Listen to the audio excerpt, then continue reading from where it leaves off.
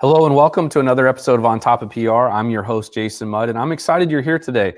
We received a viewer question, and those questions come from Chris.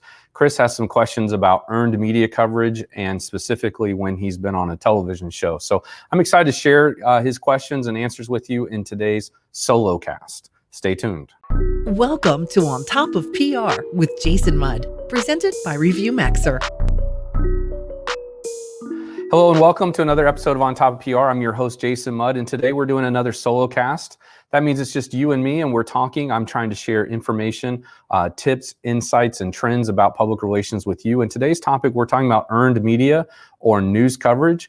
And someone from our audience, Chris, he wrote in and asked us a couple questions and about earned media and TV interviews and news interviews. And so I'm excited to talk through these with you today and answer the questions that Chris submitted. Hey, if you've got a topic you'd like to see us do, whether it's a solo cast or with a guest, please drop us an email, podcast@axiapr.com or podcast@ontopofpr.com. So Chris wrote in and apparently he was doing a TV news interview and very excited to see that TV news interview go live. And so he had a couple questions that he submitted. And so I thought we'd just walk through those today during our solo cast. The first question Chris asked was, will the TV news show post an online article of the news story, or will it only appear on the TV during the time that the show airs and maybe on any replays or obviously on the DVR? So the answer is yes, they normally do that. And, Chris, you would find out soon enough, after you actually did the interview, whether it was recorded live or just recorded for playback later. Almost always the TV station or the TV show is going to post videos, whether it's the entire interview segment or segments or parts of that interview. The TV news show, search and optimization is as important to them as it is to you because they have advertisers, and those advertisers, both online and even during their program, they want the program or the show to be as well known as possible to attract more viewers, and those viewers are also potential buyers of the advertiser services. And so you think about it, the TV news station, the TV news show, they are selling ads to advertisers both online on their website, maybe even on their social media and other digital platforms, as well as the commercials that interrupt the content on the TV show.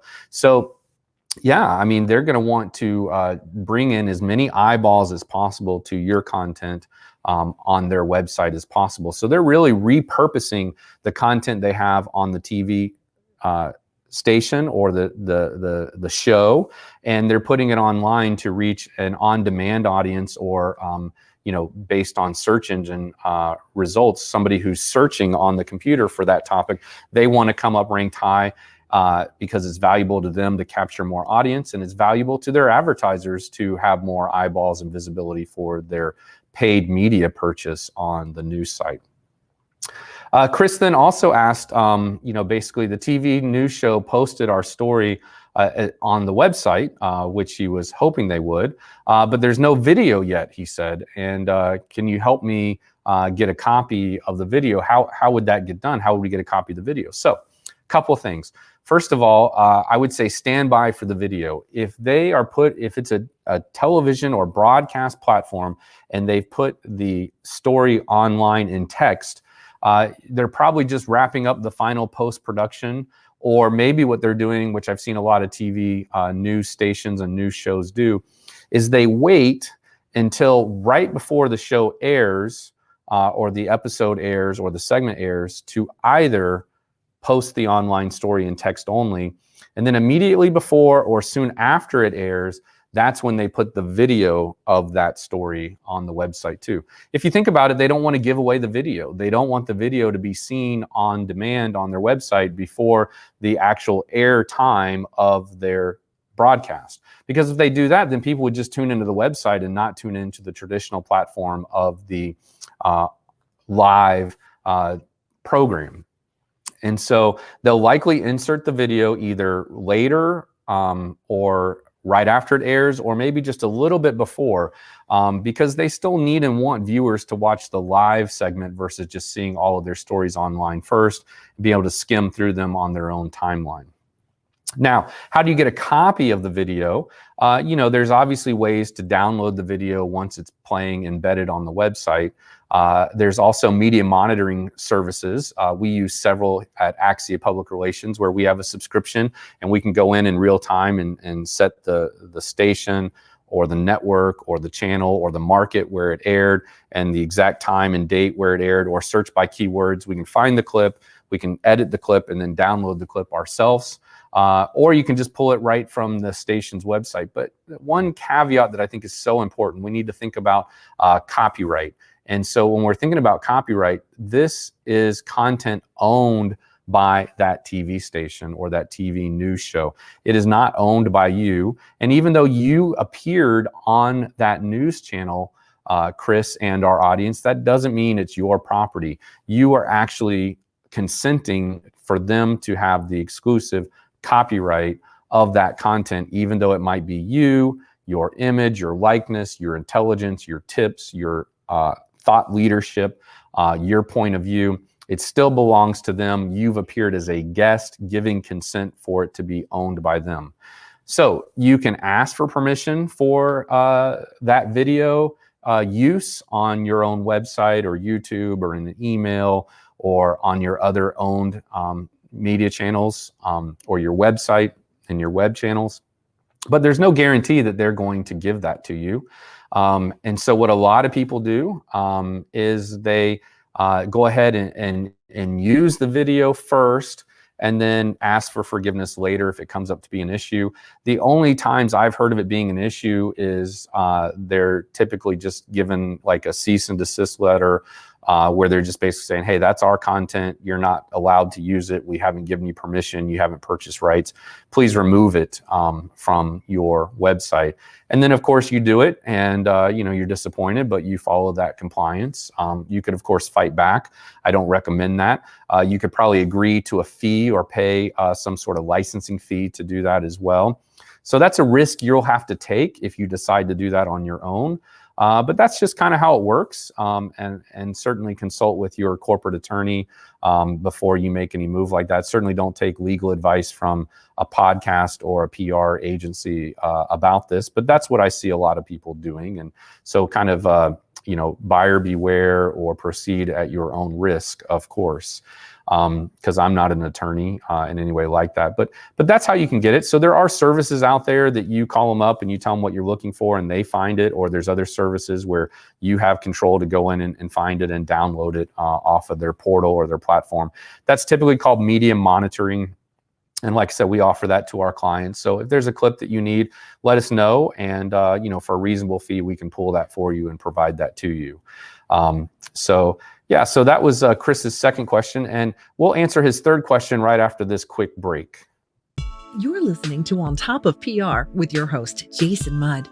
Jason is a trusted advisor to some of America's most admired and fastest growing brands. He is the managing partner at Axia Public Relations, a PR agency that guides news, social, and web strategies for national companies. And now, back to the show.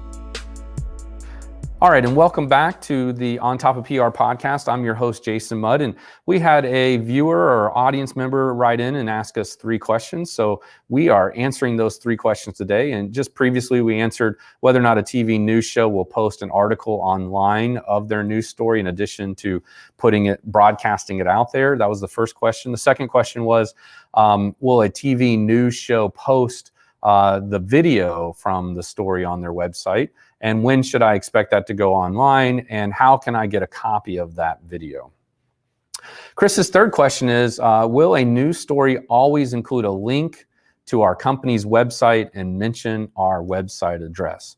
Man, that's a great question. Not always is the quick answer, but when it does, it's awesome because search engines know that news sites are highly credible. They get a lot of site traffic.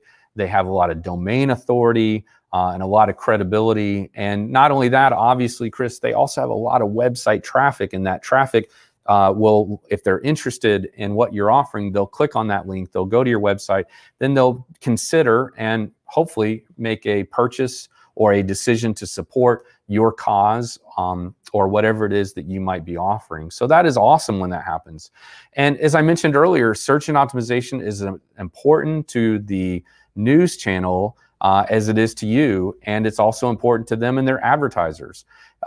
It's also important to me too, as your PR advisor. I want you to have a link back so that we have more attribution to that news story, driving traffic, more attribution to that news story, maybe leading to consideration and decisions to support, buy, or other call to actions and activities that the visitor might do on your website.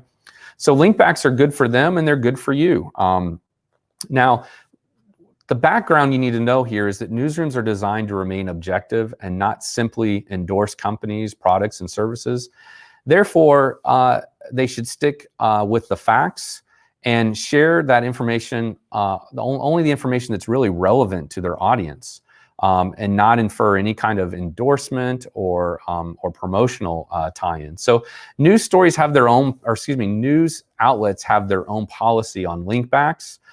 Some say we only provide links from our website from ads and not from the content because we need to support our advertisers and those that are paying to have paid media on our content. And other news sites don't mind it at all. So it's really interesting. Some have a firm policy, they will not do it. Some have a policy that if you're not an advertiser, they won't do it.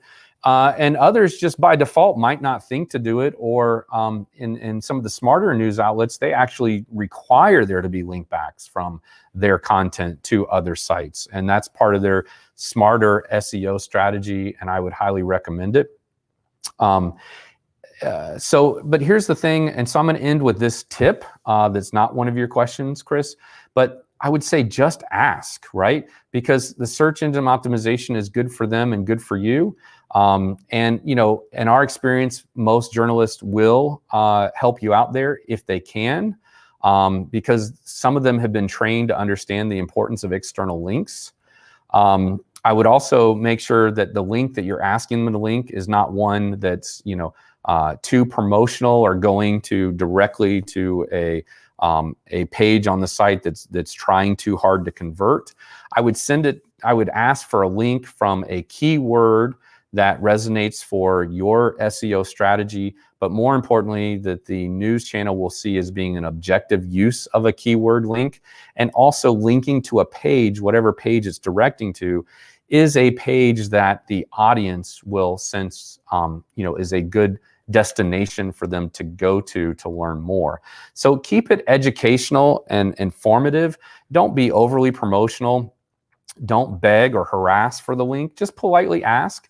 And if they give you a no, you know, you could maybe push back once and just kind of say, okay, you know, do you have a policy, or why is it that you won't do it? Maybe it would help your case to find an example where they've done other link backs, but I'm telling you, there are some places that they will not give you a link back from a news story. But really, just ask. You know, if you don't ask, you won't know, and it never really hurts to ask.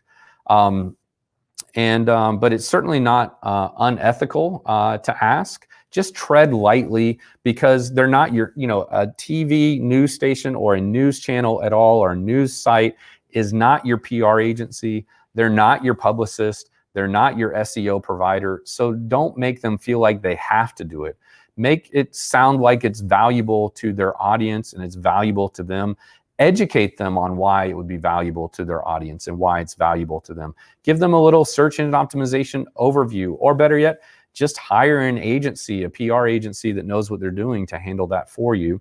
And I think that'll make a lot more sense. So look, this episode, again, is a solo cast. This is where I received some questions from a viewer, and I wanted to share them back with all of you and give you some guidance. Obviously, we got back to Chris right away with these answers and before we even recorded this episode, but I wanted to make sure that you had some information and insight about how the newsroom works, how TV newsrooms and other newsrooms are posting content on their website. Because as you know, even newspapers are producing content online, and even newspapers are posting videos on their online content. So really everything is more about multimedia journalism nowadays. And so these questions are relevant to really any earned media coverage you might have. And I hope it was helpful. If you have more questions about how newsrooms work and how to do media relations and how to earn media coverage, this is our sweet spot at Axia. So I'm happy to answer those questions. I'm happy to answer any questions you have about news, social, and web, specifically something like this that has to do with earned media coverage and search engine optimization. Just leave a comment or write to us, and we would be happy to answer those questions here through content on our podcast that we also record as a video. So we have a vodcast format as well for your convenience. So again, Jason Mudd, glad to be here. Thank you for the opportunity, and thank you for tuning in to today's solo cast. And be well, and look forward to staying in touch with you. This has been On Top of PR with Jason Mudd, presented by Review Maxer.